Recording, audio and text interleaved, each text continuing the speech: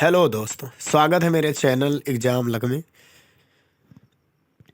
जैसा कि आपको मैंने बताया था कि कल वीडियो नहीं आ पाई है, इसके लिए सॉरी मैं चाहता हूं, क्योंकि कल मेरी तबीयत सही नहीं थी, इसलिए मैंने वीडियो नहीं दी है। और इसका तीसरा पार्ट मैं आज देने जा रहा हूं। जैसे कि मैंने कहा था 3 पार्ट में मैं इसको ख़त्म करूंगा, तो आज थोड़ा सा लंबा वीडियो होगा, तो आज मैं सोच रहा हूं इसको ख़त्म करने के लिए। तो अगर 20 या 30 मिनट का वीडियो हो जाता है तो आप घबराइएगा मत, आराम से देखिएगा, कोई दिक्कत नहीं है। और आज इस वर्णमाला को ख़त्म करते हैं, फिर करते हैं बढ़िया शानदार क्वेश्चन जो कि बिल्कुल हाई कोर्ट या आपके अदर एग्जाम में आ सकते हैं। बहुत ही बेहतरीन क्वेश्चन है, ठीक है। तो चलिए स्टार्ट करते हैं। आज हमारा है टॉपिक व्यंजन।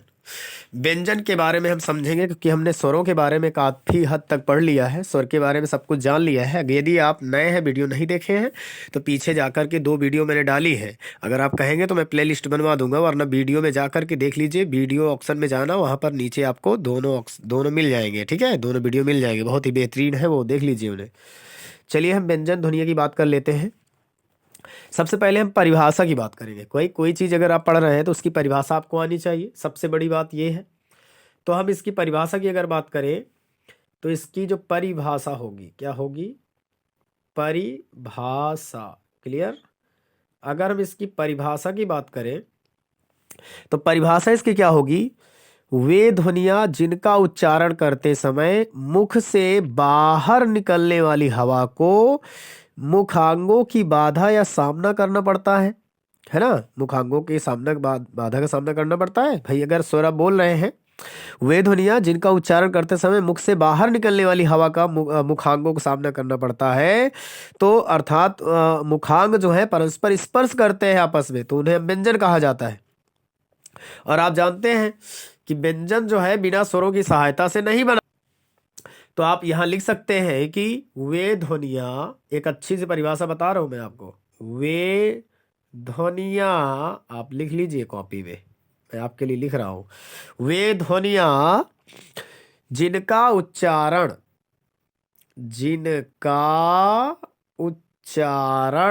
ठीक है, जिनका उच्चारण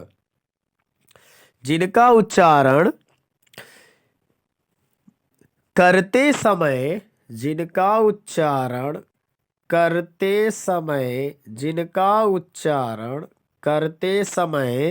क्या हो? मुख को बाधाओं का, यानी मुखांग या मुख क्या करना पड़े? मुख की बाधा का सामना, यानी हवा जो बाहर निकलती है ना, हवा, यानी जब मुख से आप कोई आवाज बोलते हैं, बाहर उसकी हवा आती है, तो क्या करना पड़े? उच्चारण करते समय जो हवा का सामना, यहाँ मुख अभी ना लिखिए, पहले क्या लिखेंगे यहाँ पे? यहाँ लिखेंगे मुख से बाहर निकलने वाली, यानी मुख से बाहर निकलने वाली, बाहर निकलने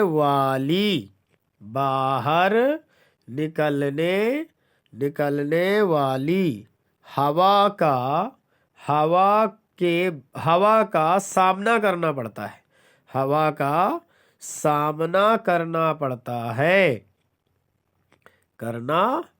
है। उसे क्या कहते हैं? उसे हम व्यंजन कहते हैं। समझे कि नहीं समझे? और आप ये भी जानते हैं कि व्यंजन जो होता है, यानी व्यंजन वो क्या होता है? स्वरों की सहायता से बनाया जाता है। स्वरों की सहायता से बनता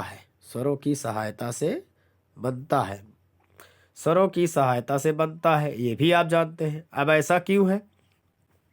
क्योंकि व्यंजन कभी भी स्वतंत्र होता ही नहीं है।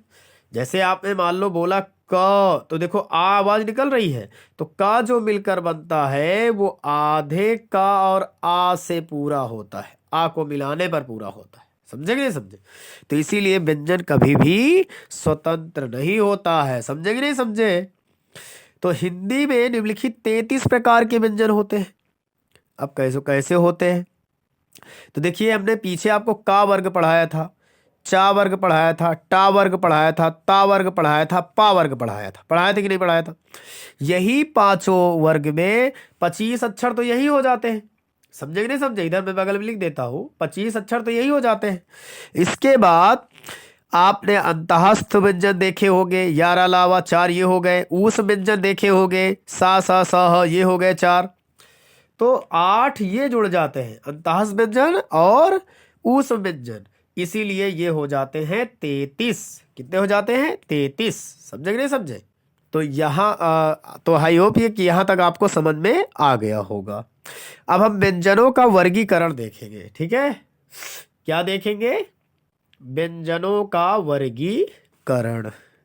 अगर बीच में अगर कोई दिक्कत होती है दोस्तों तो माफ करना, क्योंकि मुझे जुकाम है बहुत है, तो इसलिए दिक्कत हो रही है मुझे, ठीक है? अब देखिए हम व्यंजनों का वर्गीकरण देखते हैं। क्या देखेंगे? व्यंजनों का वर्गीकरण। व्यंजनों व्यंजनों का वर्गीकरण।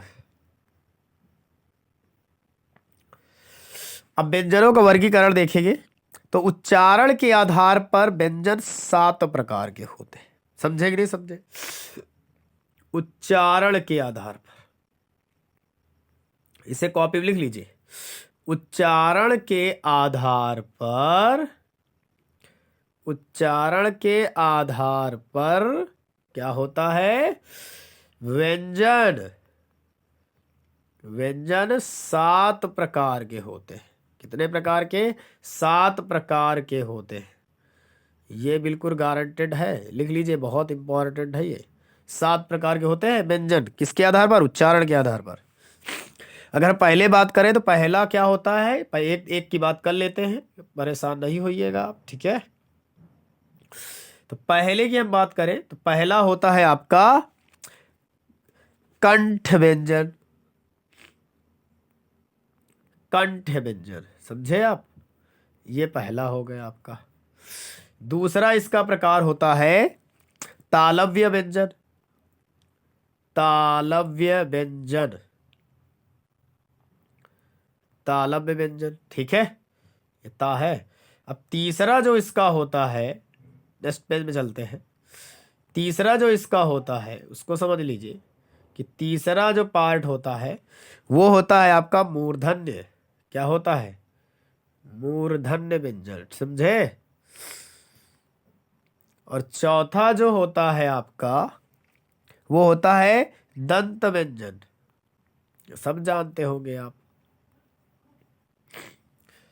और जो पांचवा होता है वो होता है आपका ओष्ठ व्यंजन। कौन सा होता है? ओष्ठ व्यंजन। और जो आपका छठवा होता है वो होता है आपका नासिक। नासिक व्यंजन, ठीक है? और जो सातवां होता है आपका लास्ट वाला, उसको क्या बोलते हैं? जल्दी से बताइए। उसे बोलते हैं दंतोष्ठ। दंतोष्ठ व्यंजन। क्या बोलते हैं उसे? दंतोष्ठ। दंतोष्ठ व्यंजन, ठीक है? तो ये आपके व्यंजन के प्रकार हो गए। कितने हो गए? 7 प्रकार। कौन कौन सा? कंठ व्यंजन, तालव्य व्यंजन, मूर्धन्य व्यंजन, दंत व्यंजन, ओष्ठ व्यंजन, नासिक व्यंजन और दंतोष्ठ व्यंजन। यदि आपने नहीं लिखा है तो पीछे जाकर के वीडियो रोक कर लिख लीजिए पूरी तरह से, ठीक है? अब देखो, अब एक एक की बात करेंगे तो सबको आप नोट डाउन करिएगा, क्योंकि जब भी मैं प्रैक्टिस सेट करवाऊंगा तो ये सारे मिलेंगे आपको, ध्यान रखना, ठीक है? हाँ, चलिए तो हम स्टार्ट करें। बोलिए भाई, स्टार्ट करें? कमेंट करिए, बताइए, स्टार्ट किया जाए? सभी तैयार हैं? चलिए तो फिर देखते हैं, तैयार है तो आप। चलिए स्टार्ट करते हैं। तो सबसे पहले आप लिख लीजिएगा कंठ व्यंजन कौन कौन से होते हैं, जल्दी से। कंठ व्यंजन मैं यहां पर लिखता जाऊंगा, आप लोग लिख लीजिए ब्रैकेट में। पहला आएगा क। क वर्ग पूरा ही आएगा, समझे कि नहीं समझे? का वर्ग और इसी के साथ एक अक्षर और आएगा जिसको बोलते हैं हा। ये सब पूरा किस में आएगा? कंठ में आएगा। समझे कि नहीं समझे? यानी का वर्ग में कौन कौन से आते हैं? एक तो का आता है, एक खा आता है, एक ग आता है, एक घ आता है, एक अंग आता है और एक ये मिला लिया गया हा आता है। इतने अक्षर आपके किस में आ रहे हैं? कंठ व्यंजन में आ रहे हैं। ठीक है, दूसरा नोट करिए आप। दूसरा क्या है? दूसरे को बोले हैं तालव्य। क्या बोले हैं? तालव्य व्यंजन। तो तालव्य व्यंजन में कौन कौन से आते हैं? पहले तो चा वर्ग आता है ना? मतलब चा वर्ग में कौन कौन से आते हैं? च, चा के बाद छ, छ के बाद ज के बाद झ के बाद इया, है ना? और इसी के साथ दो और आते हैं, इनको तो नोट कर लीजिए। दो और आते हैं, एक को बोलते हैं या यग, या से यग वाला, ठीक है? और एक आता है आपका सलजम वाला सा। ये दोनों तालव्य व्यंजन के अंतर्गत आते हैं, याद रखिएगा, बहुत इंपॉर्टेंट क्वेश्चन है ये। पहले तो आपका पता है कि कंठ में कौन कौन आते हैं? का वर्ग आता है और हा आता है। तालव्य व्यंजन में कौन कौन सा आता है? चा वर्ग पूरा आता है और या आता है और सा आता है, वो भी कौन वाला? सलजम वाला। समझे? सिटकारी वाला। अब हम नेक्स्ट पार्ट में चलते हैं। आपसे नेक्स्ट पार्ट में क्या पूछा है, ध्यान से देखिएगा। आपसे पूछा है मूर्धन्य। मूर्धन्य क्या होता है उसके बारे में समझ लीजिए। मूर्धन्य, ठीक है, हम मूर्धन्य की बात कर रहे हैं। किसकी? मूर्धन्य की बात कर रहे हैं।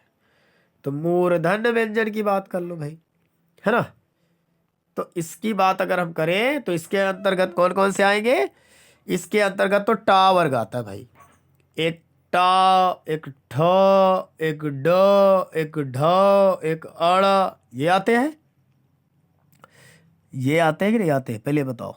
ठीक है, यानी टा, ठ, ड, ढ, अड़। अब इसी के साथ साथ दो अक्षर और शामिल है मूर्धन्य व्यंजन में, जिसको हम रा बोलते हैं, और एक को हम सलजम वाला नहीं बल्कि खटकोर वाला सा बोलते हैं। रा और सा ये दोनों भी शामिल किए गए हैं मूर्धन्य व्यंजन के अंतर्गत। समझे कि नहीं समझे? इनको कॉपी नोट करिए, अच्छी से नोट्स बन जाएगी आपकी, बिल्कुल बेहतरीन नोट्स। और ये बस सोचिएगा नहीं हम नोट्स नहीं बनाएंगे तो काम चल जाएगा। भाई नोट्स तो बनाना पड़ेगा आपको, बिना नोट्स के काम नहीं चलेगा, क्योंकि आप बार बार वीडियो नहीं देख पाएंगे। ठीक है, चलिए अब इसके बाद हम नेक्स्ट बता देते हैं आपको। अगला हमारा जो पार्ट है वो चौथा है। क्या बोलते हैं जिसको हम? दंत। चौथे में आ गए हम, दंत व्यंजन। समझे आप? तो दंत व्यंजन की बात करें तो इसके अंतर्गत कौन कौन सा आएगा?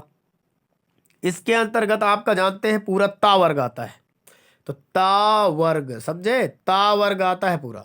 तो ता वर्ग में कौन कौन से? ता, थ, द, ध, न, पहले तो ये आते हैं। इसके बाद आप ये भी ध्यान देना कि यहां पर ला और सा भी शामिल किया गया है, यानी ला भी दंत के अंतर्गत आता है और ये वाला सा, सलजम वाला नहीं, सरौता वाला सा, ठीक है, ये भी लिया गया है। तो ला और सा को भी शामिल किया गया है, जिसके अंतर्गत, किसके अंतर्गत? दंत व्यंजन के अंतर्गत। समझे? ठीक है ना?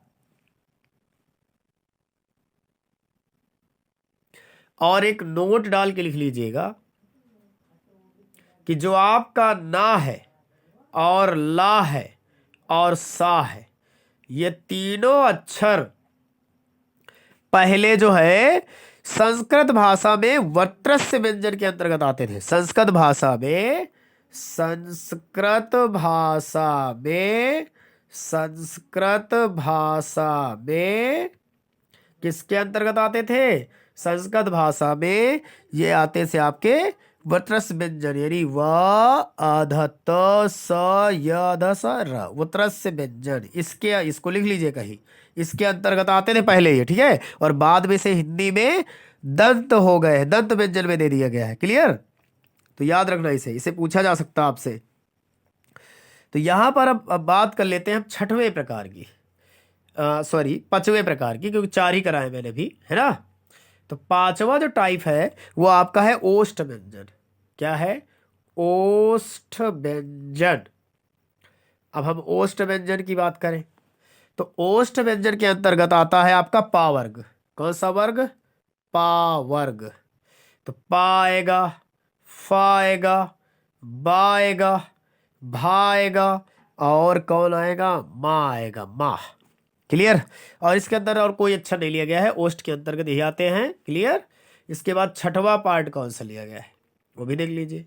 छठवां जो प्रकार है उसे नासिक व्यंजन बोला जाता है। अब नासिक के आप जानते हैं कि पांचवा अक्षर है ना। एक तो नासिक व्यंजन के अंतर्गत कौन कौन आते हैं? नासिक के अंतर्गत कौन कौन से आते हैं? देखो, एक तो अंगा आता है, एक इया आता है, एक आपका कौन सा आता है? एक अड़ा आता है। क्लियर? एक आपका आता है ना, और एक आता है आपका माँ। ये पांच अक्षर आपके नासिक व्यंजन कहलाते हैं। लिख लीजिए इनको भी। ठीक है, जल्दी से स्क्रीनशॉट ले लीजिए और लिख लीजिए। अब इसके बाद आप सातवें की बात करें तो सातवां आपका जो है वो कौन सा है? सातवें की बात करें तो वो होता है दंतोष्ठ। क्या बोले उसे? दंतोष्ठ। दंतोष्ठ व्यंजन की बात कर लेते हैं। तो दंतोष्ठ व्यंजन तो आप जानते हैं, केवल आपका केवल और केवल एक है वाह। ये इसे बोलते हैं दंतोष्ठ, वाह। क्लियर? तो आपने समझ लिया कि उच्चारण के आधार पर मैंने 7 प्रकार आपको बता दिए हैं, जो आपको क्लियर हो गए होंगे। ठीक है, तो आप अगर नोट नहीं कर पाए हैं तो वीडियो को दोबारा से देख लेना, एक बार इसे पढ़ लीजिए। पढ़ने के बाद जब दोबारा इस वीडियो को देखिएगा, एक काम करिएगा, पहले नहीं नोट करिएगा, समझ में नहीं आएगा। पहले आप इस वीडियो को एक बार देख लीजिए, इसके बाद जब एक बार वीडियो देख जाए तब इसको दोबारा से देखिएगा और रोक रोक करके नोट कर लीजिएगा, और एक कॉपी अच्छे से बना लीजिए, क्योंकि हिंदी जो है बहुत इंपॉर्टेंट है आपके लिए। समझे कि नहीं समझे? क्लियर?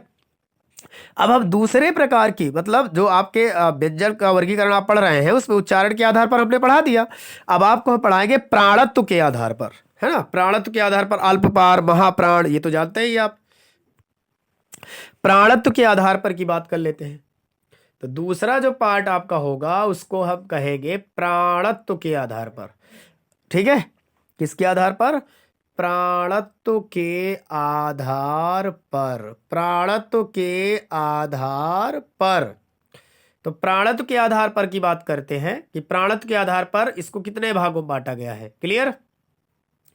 तो प्राणत्व के आधार पर इसके कितने भागों में बांटा गया है, इसके बारे में हमको पढ़ना है। तो आप देख लीजिए, प्राणत्व के आधार पर इसे 2 भागों में बांटा गया। क्लियर? यानी पहला भाग और दूसरा भाग। पहले को हम कहते हैं अल्प प्राण। क्या कहते हैं? अल्प प्राण। पहले को कहते हैं अल्प प्राण, दूसरे को हम कहते हैं महाप्राण। क्या कहते हैं? महाप्राण। अल्प प्राण और महाप्राण। क्लियर? तो पहला आपका अल्प प्राण हो गया, दूसरा महाप्राण हो गया। अब इसको आप देख लीजिए कि ये कितने होते हैं, इसके बारे में समझ लेते हैं, है ना।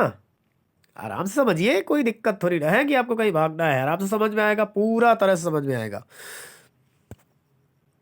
पहले परिभाषा की बात करते हैं। मैंने आपको कहा था परिभाषा बहुत जरूरी है। तो परिभाषा में क्या होता है कि प्राण का अर्थ वायु, है ना। हम ऐसे बता देते हैं, आपको नोट करना है, नोट कर लीजिए। तो हम यहाँ अल्प प्राण की बात कर रहे हैं, समझना आप। अल्प प्राण की हम बात कर रहे हैं तो आप ध्यान से देख लीजिए कि हम बात कर रहे हैं अल्प प्राण की। तो इसकी परिभाषा क्या होगी कि प्राण का अर्थ वायु होता है, जानते ही है। इनके जो उच्चारण में फेफड़ों से जो बाहर निकलने वाली वायु है उसकी मात्रा जो होती है वो कम होती है। समझे कि नहीं समझे?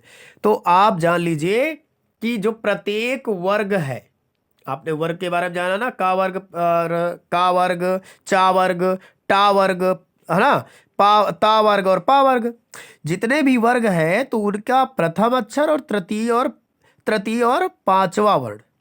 ठीक है, प्रत्येक वर्ग का, समझिएगा, प्रत्येक वर्ग का, यानी एग्जाम्पल के लिए लिख देते हैं क, च, ट, त, प। ये जितने भी वर्ग हैं, जितने भी यानी कचट तप से आप याद रखेंगे, का वर्ग, चा वर्ग, टा वर्ग, ता वर्ग, पा वर्ग, इनका जो है पहला अक्षर और कामा, ठीक है, तीसरा अक्षर, फिर कामा, पांचवा अक्षर, कहें तो विषम अक्षर, ठीक है। यानी पहले अक्षर के अंत कर कौन आएगा, अब यही नहीं समझ में आ रहा होगा आपका, चलो हम लिख के बता देते हैं, है ना।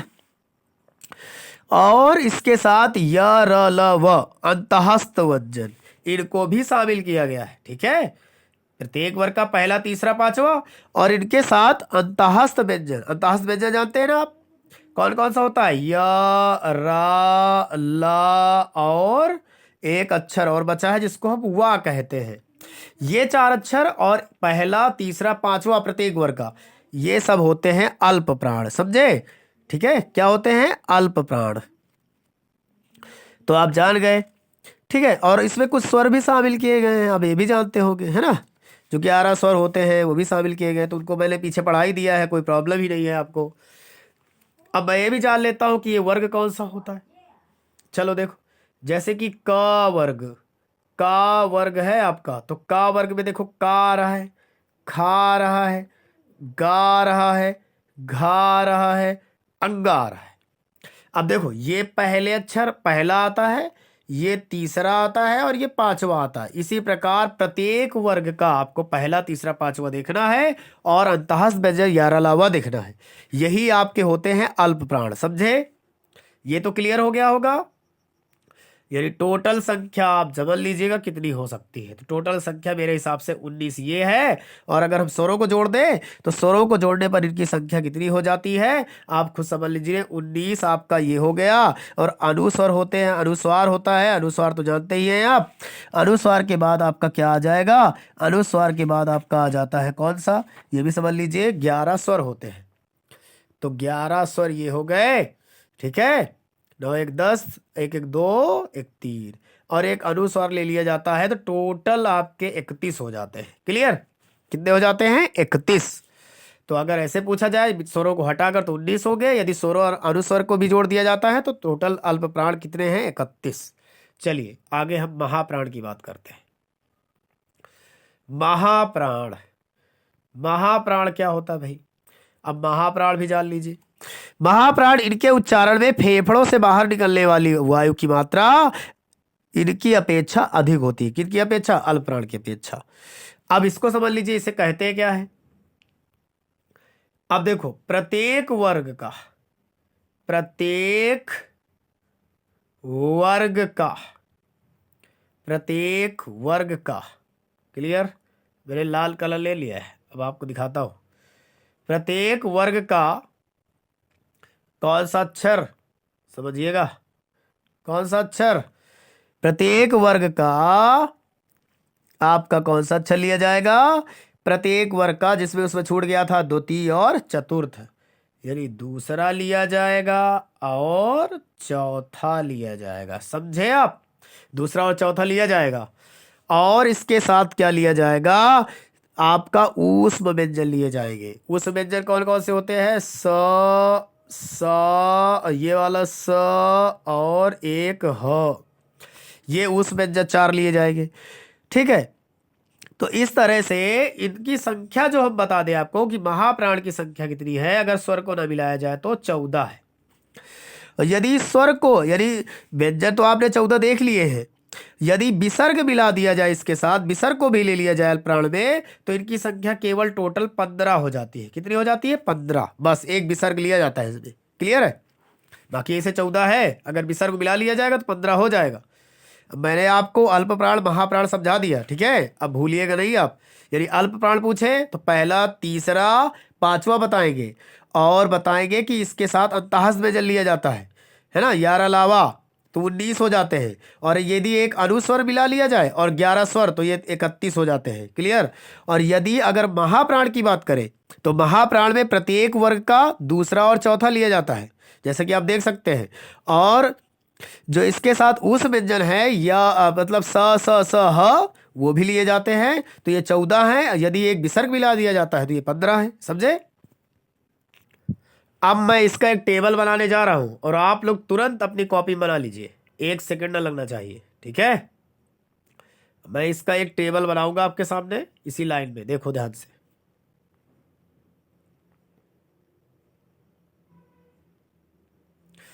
अब यहां पर मैं इसका एक टेबल बनाऊंगा, जो कि आप देख सकते हैं, कोई दिक्कत नहीं है। क्लियर। आपको अभी मैं एक टेबल बना के दिखाता हूँ, कोई प्रॉब्लम नहीं। चलिए, अब एक टेबल बनाना है मुझको, तो टेबल के लिए आप तैयार रहिए, कोई प्रॉब्लम नहीं है, कोई दिक्कत वाली बात नहीं है। तो सबसे पहले मैं आपसे अल्प प्राण की बात करूंगा। तो अल्प प्राण मैंने लिख दिया, आप लोग भी लिख लीजिए हेडिंग। इसके बाद मैं इसको ऐसे टेबल बना रहा हूं कि आपको कोई दिक्कत ना होनी चाहिए।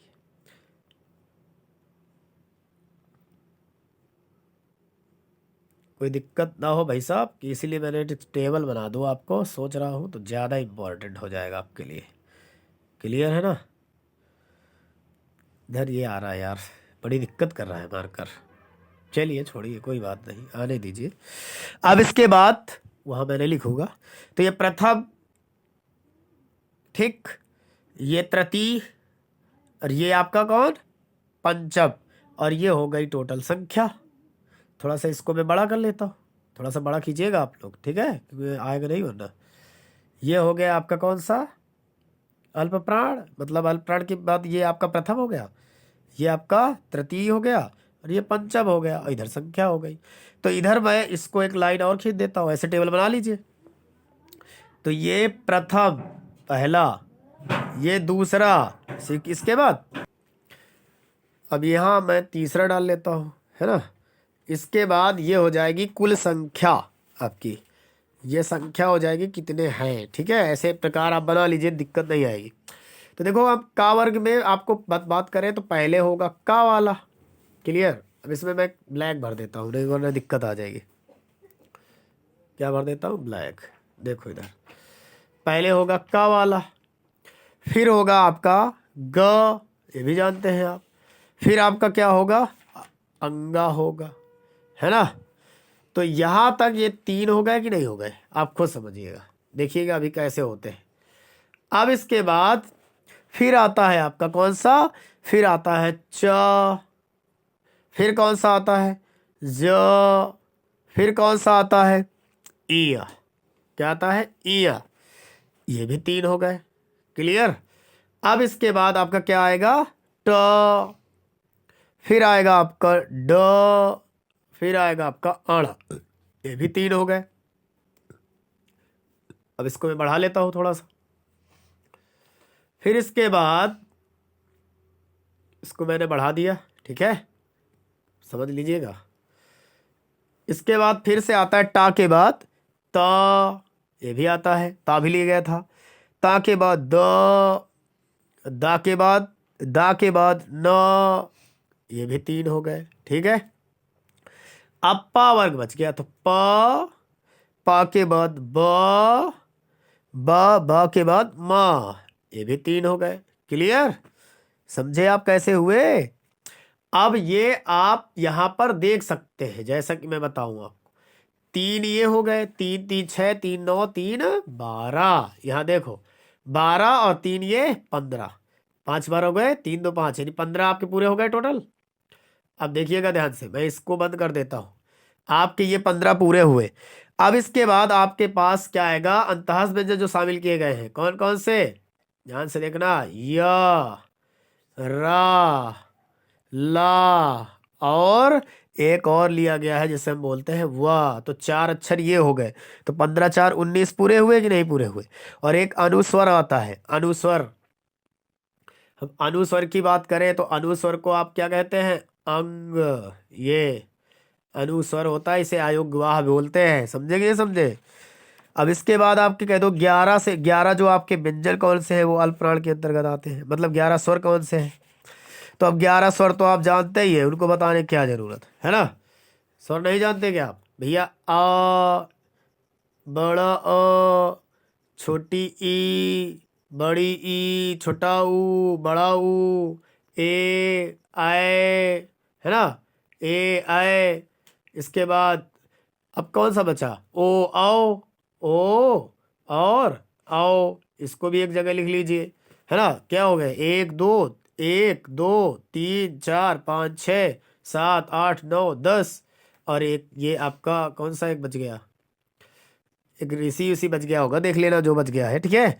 तो यहाँ पर इतने अक्षर आपके आते हैं, समझ गए, इनको लिख लीजिए आप, समझे कि नहीं समझे।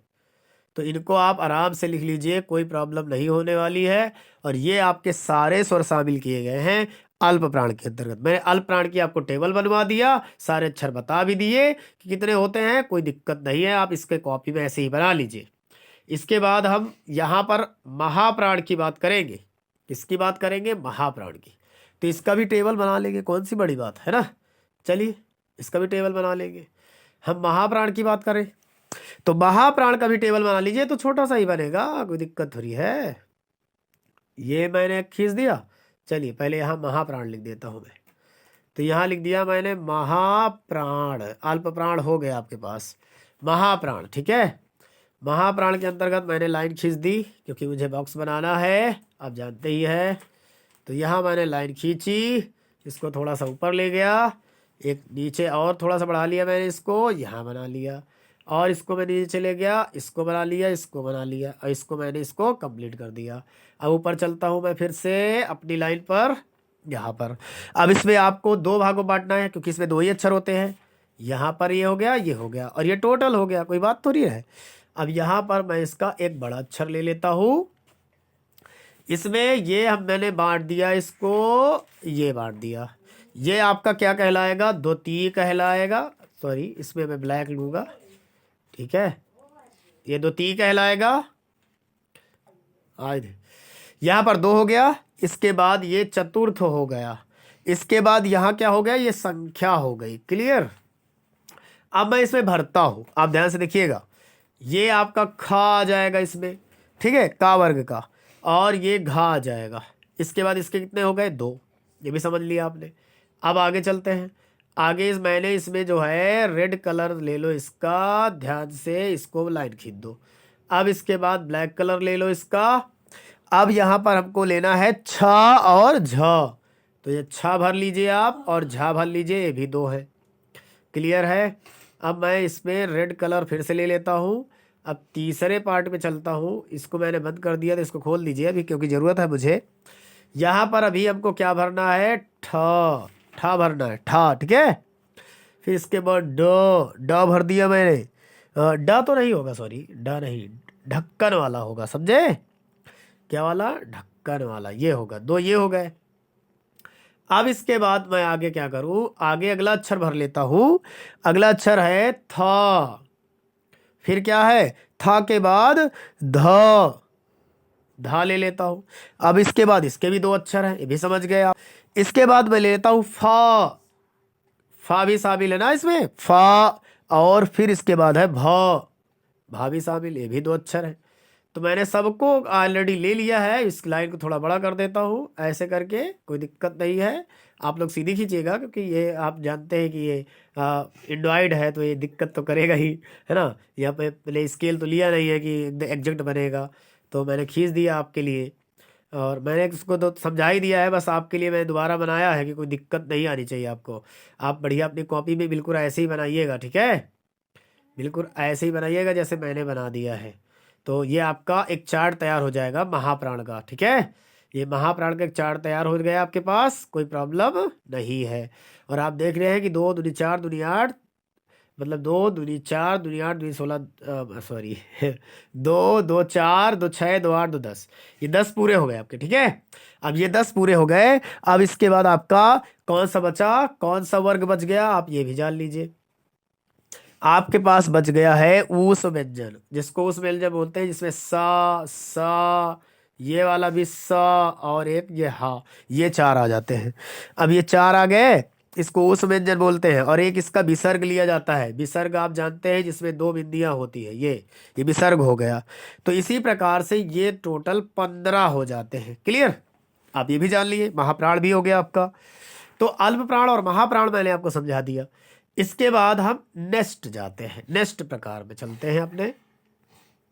नेक्स्ट आपका जो प्रकार था वो था घोषत्व के आधार पर। एक अघोष होता है, एक घोष होता है। अघोष, घोष या सघोष कहते हैं आप, है ना, जानते हैं ना। एक घोष होता है, एक सघोष होता है। उसका भी मैं टेबल बनवा दूंगा आपको। फिर इसके बाद मैं चौथा पढ़वा दूंगा आपको, किसके? प्रयत्न के आधार पर 8 भाग होते हैं। प्रयत्न नहीं जानते आप?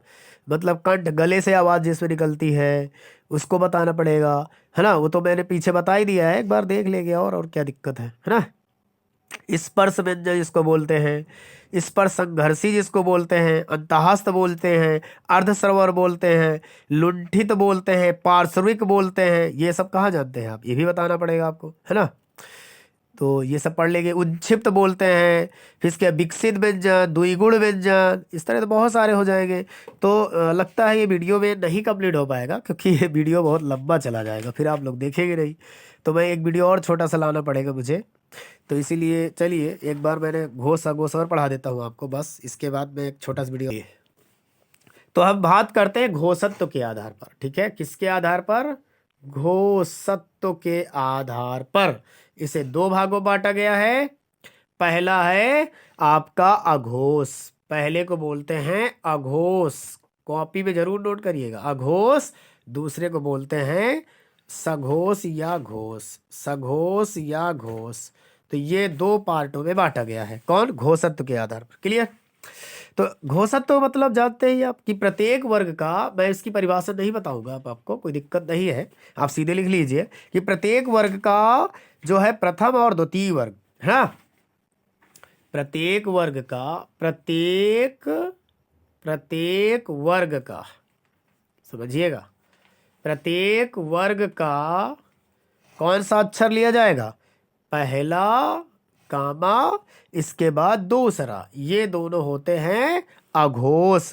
और इसके साथ 3 अक्षर और लिए जाते हैं, जिसको हम स हा को छोड़कर, समझे। यानी जो आपका उस व्यंजन आता है उसके अंतर्गत 3 लिए गए हैं, सा, स और ये वाला सा, ये 3 अक्षर और शामिल कर लिए जाते हैं, तो ये हो जाते हैं अघोष, समझे। और अघोष ध्वनियों की संख्या आप जानते ही हैं कितनी होती है? 13। तो आप नोट कर लीजिएगा कि अघोष ध्वनियों की संख्या टोटल कितनी है, यानी कुल अघोष हैं हमारे, कुल अघोष हैं हमारे 13, कुल अघोष हमारे हैं 13। तो कुल अघोष मेरे 13 हैं, याद रखना 13 संख्या होती है अघोषों की। अब इसके बाद हम यहाँ घोष की बात कर लेते हैं, ठीक है। मतलब यह घोष या सघोष जिसे कहते हैं। तो इसमें क्या होगा? प्रत्येक वर्ग का, प्रत्येक वर्ग का कौन सा लिया जाएगा? प्रत्येक वर्ग का तीसरा, चौथा, पांचवा, तीसरा, चौथा और पांचवा, ये अक्षर लिए जाएंगे प्रत्येक वर्ग के, ठीक है। इसके लिए चार्ट बना लेना आप, कौन सी दिक्कत है आपको। अब यहाँ पर जो है एक कौन कौन सा अक्षर लिए जाएगा, और वो भी बता देता हूं मैं एक ब्रैकेट में। या रा लिया जाएगा, और ला वा, या वा, अंतःस्थ व्यंजन लिए जाएंगे। और एक जो ये आपका होता है क्या, उस व्यंजन, उसमें जो हा आता है वो भी इसी में शामिल है, किसमें? सघोष में शामिल है। क्लियर? और इसके साथ स्वर लिए गए हैं कुछ, मतलब कुछ अयोग्यवाह लिए गए हैं। एक तो अंग लिया गया है और एक आहा लिया गया है, ये भी दोनों इसी में शामिल किए गए हैं। और इसके बाद इसमें सभी स्वर भी इसी के अंतर्गत आते हैं। क्लियर? जितने भी स्वर हैं, सभी स्वर वो जो हैं किसके अंतर्गत आते हैं? वो आते हैं सघोष के अंतर्गत, समझे। तो इनकी संख्या कितनी हो जाती है, तो हम इसको बता देते हैं। 20 तो व्यंजन हो गए, समझिएगा, 20 तो व्यंजन आते हैं। इसके बाद अनुस्वर हो गए, कितने? 2 अनुस्वर हो गए। फिर इसके बाद आपका अनुस्वर और एक विसर्ग, है ना, 2 जोड़ लिया, एक अनुस्वर हो गया, एक विसर्ग हो गया, 2 उनको जोड़ लिया मैंने। इसके बाद प्लस, इसके बाद 11 स्वर आते हैं, समझे। 20 आपके व्यंजन आते हैं, जिसमें यारा लावा भी शामिल है आपका, समझिएगा, हा भी शामिल है, ठीक है। और एक अनुस्वर आता है, एक विसर्ग आता है, 2 उसको जोड़ दिया मैंने, 22 हो गए। 11 आपके स्वर होते हैं, तो टोटल कितने हो गए? 33, है ना। 22 11 कितने होते हैं? 33 ही तो होते हैं। तो टोटल आपके सघोष हैं 33, याद रखना, कुल 33 हैं। इसे कॉपी में नोट कर लीजिए। अब आपको चार्ट बनाने की जरूरत नहीं है, आराम से समझ लीजिएगा, ठीक है। क्लियर? चलिए, अघोष की संख्या 13 थी और सघोष की संख्या 33 है। अब इसके बाद हम आपको जो बताते हैं कि स्पर्श व्यंजन आपने पीछे पढ़ लिया था यार, कोई दिक्कत ही नहीं है इसको पढ़ने की, है ना। बस ये जानते हैं कि कौन से कहाँ से बोले जाते हैं, ओष्ठ से बोले जाते हैं कि मूर्धा से बोले जाते हैं, वो समझ लीजिए आप, नहीं तो नहीं समझ पाएंगे तो दिक्कत आ जाएगी।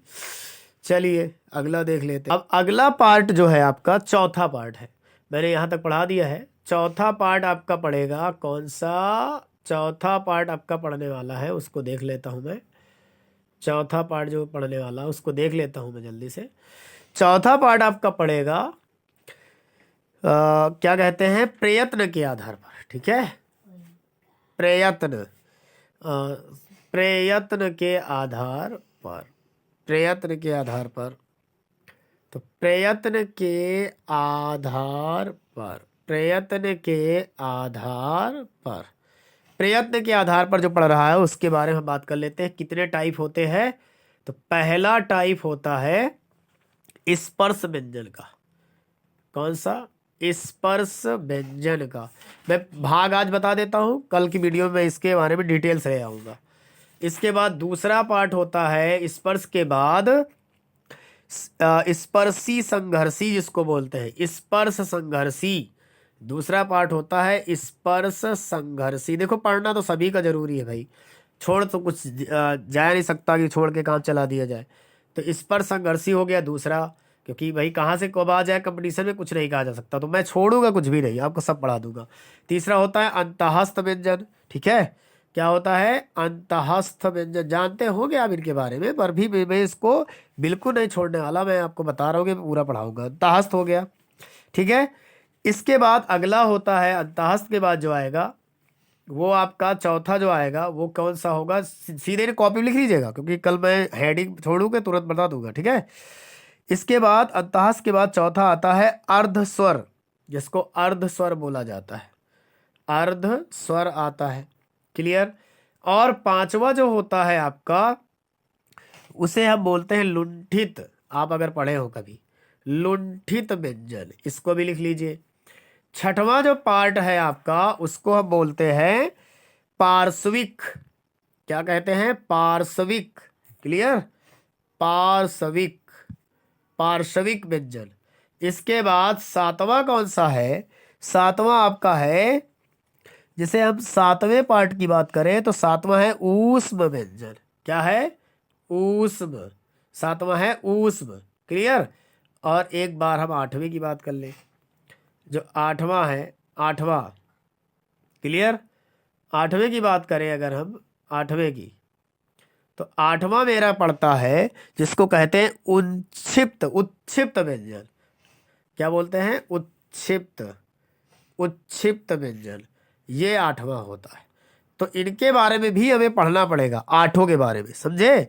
ये आठ जब मेरे पढ़ जाएंगे तो इसके बाद आपको पढ़ना होगा वायु के नासिका से निकलने के आधार पर, है ना। नासिक के क्या होता है, अनुस्वर क्या होता है, आगत व्यंजन क्या होते हैं, इसके बाद नासिका क्या होता है, विकसित व्यंजन पढ़ने होंगे, संयुक्त व्यंजनों का स्वतंत्र प्रयोग पढ़ना होगा। इसके बाद आप ये पढ़ेंगे कि स्वरों का वर्गीकरण कैसे किया गया था, और व्यंजनों का वर्गीकरण, उच्चारण स्थान क्या है, ये पढ़ा देंगे आपको। और इसके बाद अनुस्वर या पंचमा अक्षर पढ़ा देंगे क्या होता है, ठीक है। तब जाके मेरा खत्म होगा, यानी एक वीडियो और आना पड़े, आएगा भी। 3 वीडियो मैंने वादा किया था लेकिन एक वीडियो आ ही ना पाया, समस्या आ गई, इसलिए वो छोटा वीडियो हो गया, ठीक है। तो ये आपके थोड़ा सा बड़ा वीडियो है, एक और आ जाएगा आपका इतना ही 30-40 मिनट का, तो आपका क्लियर हो जाएगा, सब क्लियर है ना, सभी आपका क्लियर हो जाएगा। फिर मैं 2 वीडियो के अंतर्गत इनके जो है ओवरलाइनर करा दूंगा, है ना। 2 वीडियो में ओवरलाइनर आपके कंप्लीट हो जाएंगे, और इसके बाद लास्ट में मैं 3 या 4 वीडियो में आपको इसका टेस्ट कराने वाला हूं, ताकि आपका वर्णमाला से कोई भी क्वेश्चन आए किसी भी एग्जाम में, कभी भी कोई दिक्कत ना आए, और सारी जीवन में कोई दिक्कत ना आए, आप इसके अगर नोट्स बना लेते हैं, ठीक है। तो वीडियो अगर आपको पसंद आई हो तो वीडियो को लाइक कर दें, यदि चैनल में पहली बार आए हो तो चैनल को सब्सक्राइब कर दें, और आप वीडियो को शेयर जरूर करें। आप लोग देख लेते हैं अपना वीडियो को लाइक करते हैं ना शेयर करते हैं, ये बहुत गलत बात है भाई। अगर आप कुछ मिल रहा है आपको तो गुरु दक्षिणा के रूप में कुछ देना चाहिए आपको। तो इसीलिए आपको वीडियो को लाइक करना है, चैनल को सब्सक्राइब करना है यदि नए हैं तो, और इसको शेयर जरूर करना है दोस्तों के साथ, क्योंकि जल्दी से जल्दी जितनी जल्दी चैनल ग्रो करेगा उतनी जल्दी अच्छी अच्छी वीडियो आपको मिलेगी।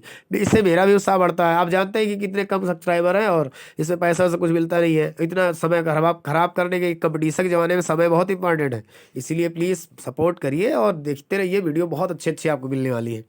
चलिए ठीक है, तो चलिए इसको देख लेना और अच्छे से इसको नोट्स कर लेना, और 3 वीडियो और पीछे जो वीडियो पड़ी है 2 उनको जरूर देख लेना, तभी ये समझ में आएगी। इसके बाद इसके अगले पार्ट जो आने वाले हैं उनको भी कंटिन्यू देखते रहिए। इसके बाद जो भी दिक्कत होती है आप कमेंट करके बताइए, सारी वीडियो आपको मिलेगी। और 1 तारीख से जैसे मैंने कहा कि आपके 25 क्वेश्चन मैथ के जरूर आया करेंगे, तो वो जरूर आएंगे। ठीक है, चलिए तो मिलते हैं कल इसी समय पर इसी टाइम पर अच्छी क्लास के साथ। तब तक के लिए बाय बाय, गुड नाइट।